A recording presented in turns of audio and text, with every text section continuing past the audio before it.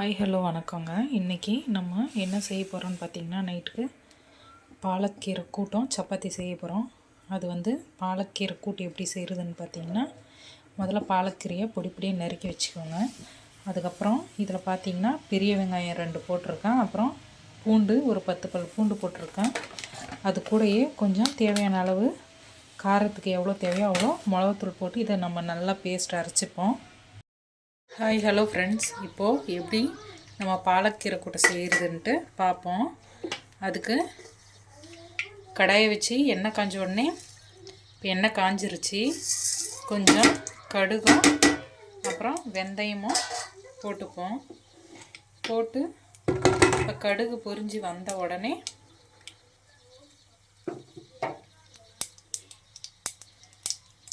இப்போது நம்ம ஆல்ரெடி அரைச்சி வச்சுருக்கோம்ல வெங்காயம் பூண்டு மிளகாத்தூள் போட்டு இப்போ கடுகு நல்லா பொரிஞ்சு வந்துருச்சு.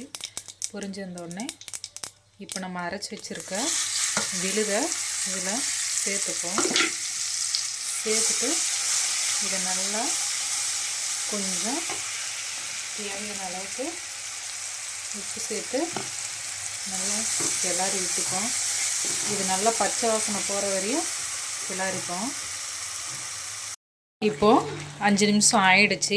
நம்ம பாசிப்பருப்பு போட்டு இப்போ பாசிப்பருப்பும் நல்லா மிங்கிள் ஆகிடுச்சு. நம்ம அரைச்ச மசாலாவோட நம்ம ஆல்ரெடி பொடி பொடியாக நறுக்கி வச்சுருக்க பாலக்கீரையை எடுத்து இதில் போட்டு கிண்டிப்போம். இப்போது கிண்டிட்டு நம்ம எதுவும் தண்ணியெல்லாம் ஆட் பண்ண தேவையில்ல. ஏன்னா ஆல்ரெடி பாலக்கீரையிலே தண்ணி விடும்.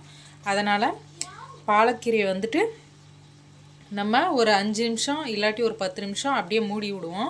அது அப்படியே வெந்துடும். வெந்த பிறகு காட்டுறேன். இப்போ பாருங்கள், பாலக்கீரையை போட்டு 10 நிமிஷம் ஆயிடுச்சு. நம்ம குழம்பும் அழகாக எம்மியாக கலர்ஃபுல்லாக ரெடி ஆகிடுச்சு.